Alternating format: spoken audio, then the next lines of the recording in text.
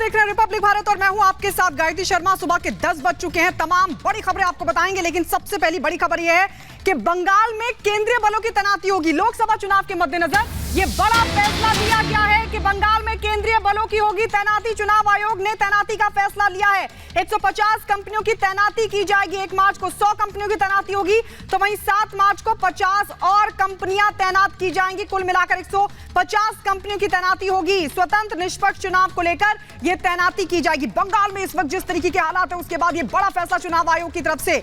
आपको बता दें, 150 कंपनियों को तैनात करने का फैसला चुनाव आयोग ने लिया है। केंद्रीय बलों की होगी तैनाती। लोकसभा चुनाव के मद्देनजर यह बड़ा फैसला लिया गया है। गणेश पाठक इस वक्त हमारे साथ, हमारे सहयोगी लाइव जुड़ गए हैं। गणेश, क्योंकि बंगाल का ये इतिहास रहा है, चुनाव में जबरदस्त हिंसा और अभी जो हालात हैं उसको लेकर कई गंभीर सवाल भी खड़े हो रहे हैं। ऐसे में केंद्रीय बलों की तैनाती का ये बड़ा फैसला किस तरीके से देखा जाए?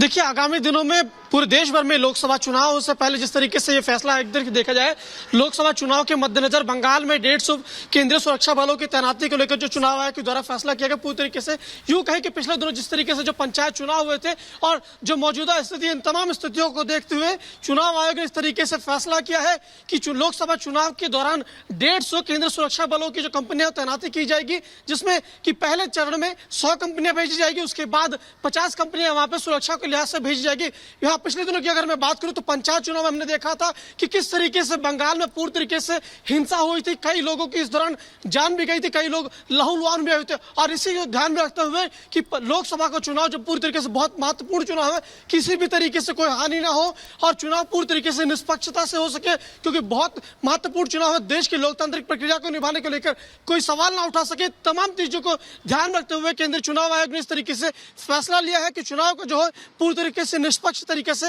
वहां पर हो सके। क्योंकि अगर फिलहाल की स्थिति में भी देखें तो जिस तरीके से संदेश खाली की स्थिति है, ये भी एक तरीके से यहाँ पर तनावपूर्ण की स्थिति है। और बंगाल में जिस तरीके बिल्कुल गणेश, क्योंकि पश्चिम बंगाल का जो इतिहास है वो यही कहता है कि जब जब चुनाव होते हैं तब तब यहाँ पर हिंसा होती है, और ऐसे में बड़ा फैसला लिया गया है केंद्रीय एजेंसियों की तैनाती का। बहुत शुक्रिया आपका। अगली बड़ी खबर आपको बताते हैं, जहाँ सुकांता मजूमदार ने जोरदार हमला बोला है ममता सरकार पर और कहा है कि ममता एक क्रूर महिला है। यही नहीं, उनके द्वारा ये भी कहा गया है कि बेमतलब के बिना किसी बेवजह के उन पर 42 केस दर्ज किए गए हैं। पश्चिम बंगाल में कोई कानून नहीं है, ये सुकांता मजूमदार कहते हुए नजर आ रहे हैं। और उसके पहले उन्होंने ये भी बताया था कि किस तरीके से धारा 144 लागू नहीं होने के बावजूद उन्हें संदेश खाली का सच जानने से रोका जाता है, जबकि हाईकोर्ट के द्वारा इजाजत दी जाती है।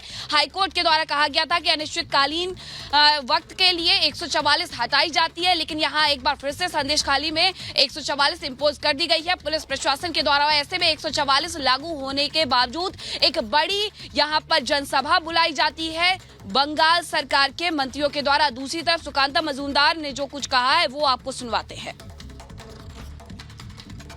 ममता बनर्जी, उनको दीदी बोलना छोड़ दीजिए आप, वो अभी आंटी बन गई। बंगाली में पीसी और हिंदी में बुआ। एक बुआ भतीजा का सरकार वो दीदी नहीं है।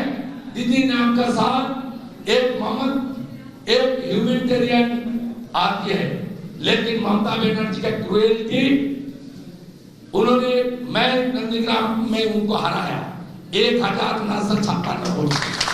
उसके बाद he lost 42 cases against me. इतना क्रूएल लेडी, इतना क्रूएल। वो क्या हो रहा है सीरिया में, जो हो रहा है बंगाल में भी वही हो रहा है।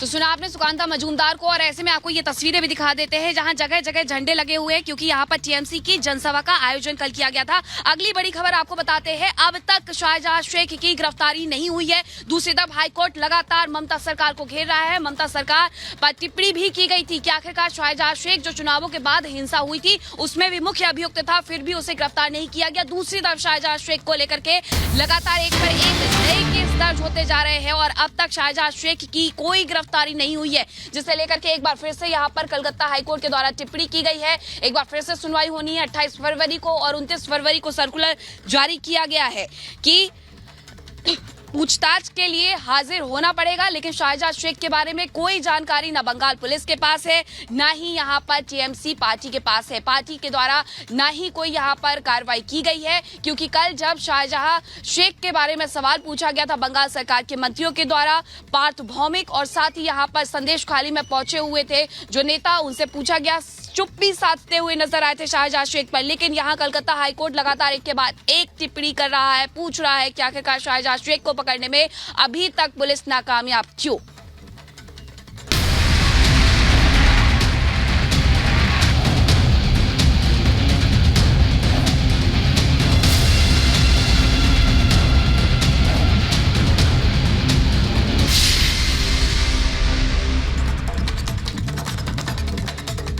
और मिशन गुजरात पर है पीएम नरेंद्र मोदी, और इसी के चलते आज एक बड़ी सौगात पीएम नरेंद्र मोदी ने दी है, जिसका नाम है सुदर्शन सेतु। दरअसल ये सुदर्शन सेतु अब तक का सबसे बड़ा सेतु माना जा रहा है, जो कि ओखा से बेट द्वारका को जोड़ता है। और ये सीधी तस्वीरें हम आपको फिलहाल दिखा रहे हैं, द्वारकाधीश से ये सीधी तस्वीरें आ रही है, जहां पर पीएम नरेंद्र मोदी द्वारकाधीश मंदिर में मौजूद है और पूजा अर्चना कर रहे हैं। इससे पहले आपने देखा था कि पीएम बेट द्वारका में पहुंचे थे, जहां पर उन्होंने पूजा अर्चना की थी। और द्वारका का न्यायाधीश कहा जाता है भगवान श्री कृष्ण को, और इसी वजह से उन्हें द्वारकाधीश नाम से पुकारा जाता है। और इस वक्त पूजा अर्चना करते हुए पीएम नरेंद्र मोदी द्वारकाधीश की करते हुए नजर आ रहे हैं। और इससे पहले पीएम नरेंद्र मोदी ने यह बड़ी सौगात दी है सुदर्शन सेतु की। सुदर्शन चक्र, जिसके नाम पर ही सुदर्शन सेतु रखा गया है। और इस वक्त आप देख पा रहे हैं कि पीएम नरेंद्र मोदी ये पीला वस्त्र धारण किए हुए पूजा अर्चना करते हुए नजर आ रहे हैं, और यहाँ पर उन्हें भेंट भी दी जा रही है। और सबसे लंबे केबल ब्रिज का लोकार्पण आज पीएम ने किया है। और अब तक द्वारकाधीश आने वाले जो श्रद्धालु थे वो बेट द्वारका कम ही जा पाते थे। और ये देखिए, यहाँ पर मठाधीश को पीएम नरेंद्र मोदी माला अर्पण करते हुए नजर आ रहे हैं, उनसे आशीर्वाद लेते हुए नजर आ रहे हैं। उन्हें ये अंगवस्त्र पहनाया जा रहा है, आप देख सकते हैं, सम्मान के तौर पर, और उन्हें ये विशेष प्रकार का माला पहनाया गया। तो अब फिलहाल ये द्वारकाधीश मंदिर है जहां पर पीएम नरेंद्र मोदी इस वक्त मौजूद हैं। और आज सुदर्शन सेतु की सौगात जो दी है, जिसकी विशेषता ये है कि ब्रिज के दोनों ओर जब आप चलेंगे तो भगवत गीता के श्लोक लिखे हुए हैं, श्लोकों से सजाया गया है पूरा ब्रिज। और कुछ इस प्रकार से सजाया गया है कि आपको भगवान कृष्ण के मोर पंख की उसमें झलक दिखाई देगी। और द्वारकाधीश मंदिर को बेट द्वारका से जोड़ता है ये सेतु ब्रिज। गायत्री, तो ये तस्वीरें हम आपको दिखा रहे हैं एक्सक्लूसिवली। द्वारकाधीश में इस वक्त प्रधानमंत्री नरेंद्र मोदी पूजा अर्चना कर रहे हैं, द्वारकाधीश का आशीर्वाद लेंगे। इससे पहले जैसे कि हमने आपको बताया कि सुदर्शन सेतु का उन्होंने उद्घाटन किया है। 980 करोड़ का ये ब्रिज, जो देश का सबसे बड़ा केबल ब्रिज है, और 2.32 किलोमीटर ये लंबा ब्रिज है। हालांकि इस वक्त आप देख रहे हैं प्रधानमंत्री नरेंद्र मोदी इससे पहले बेट द्वारका पहुंचे थे, वहां मंदिर में पूजा अर्चना की, और उसके बाद उन्होंने सुदर्शन सेतु का दौरा किया, उद्घाटन किया। और अब वो द्वारकाधीश में इस वक्त आपको दिखाई दे रहे हैं, जहां पर भगवान कृष्ण का आशीर्वाद ले रहे हैं। और तकरीबन 1 बजे के करीब प्रधानमंत्री मोदी द्वारका में ही कई करोड़ की बहु विकास परियोजनाओं का लोकार्पण और शिलान्यास भी करने वाले। ये तस्वीरें हम आपको दिखा रहे हैं, अलग अलग तस्वीरों के जरिए आप समझिए आज कितना महत्वपूर्ण दौरा प्रधानमंत्री नरेंद्र मोदी का है। द्वारका में इस वक्त प्रधानमंत्री मोदी नजर आ रहे हैं, और एक तरह से लोकसभा चुनाव सर पर, इसे एक चुनावी आगाज भी कह सकते हैं प्रधानमंत्री नरेंद्र मोदी का। इससे पहले वो अपने संसदीय क्षेत्र काशी पहुंचे थे, और अब सीधे गुजरात